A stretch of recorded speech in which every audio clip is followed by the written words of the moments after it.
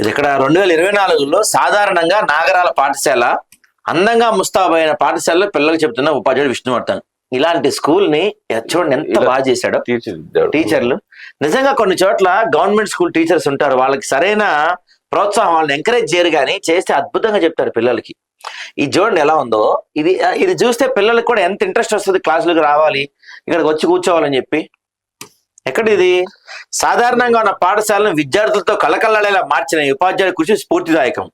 వనపర్తి అంట, ఇక్కడ దగ్గరే మనకి వనపర్తి జిల్లా శ్రీరంగాపురం మండలం నాగరాల సెంటర్ 3లో ప్రభుత్వ ప్రాథమిక పాఠశాల ఉపాధ్యాయుడిగా పనిచేస్తున్న ఎన్ విష్ణువర్ధన్ నాయుడు 2024లో ఆగస్టులో బదిలీపై ఇక్కడికి వచ్చాడు.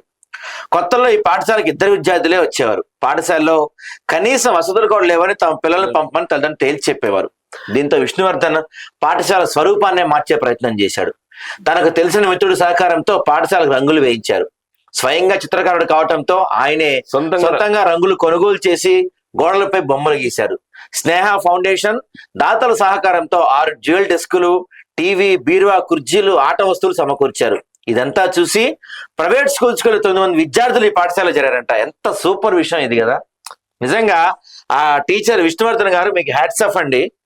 ఈ రోజుల్లో గవర్నమెంట్ స్కూల్ నుంచి వెళ్ళిపోతుంటే మీ సొంత ఖర్చులతో మీరు ఆ స్కూల్ అంతా బాగా డెవలప్ చేసి ప్రైవేట్ స్కూల్కి వెళ్ళే 9 మంది విద్యార్థుల్ని తిరిగి మీరు గవర్నమెంట్ స్కూల్ తీసుకొచ్చారు కదా.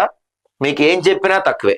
గ్రేట్. నిజంగా ఎంతో మంది, చాలా మంది ఉంటారు, ఏది మేము ఊరికే స్కూల్కి వెళ్ళామా, మా జీతం మా కొత్త ఉందా, వచ్చేసామనే ప్రైవేట్ స్కూల్ టీచర్లు, గవర్నమెంట్ స్కూల్ టీచర్లు చాలా మంది ఉంటారు. ఇలా చేసిన వాళ్ళని విద్యాశాఖ అసలు గుర్తించి గుర్తించి వీళ్ళ ఘనంగా సన్మానం చేస్తే ఇంకొంతమంది కూడా మారే అవకాశం. అవునవును, నిజంగా గ్రేట్ కదా.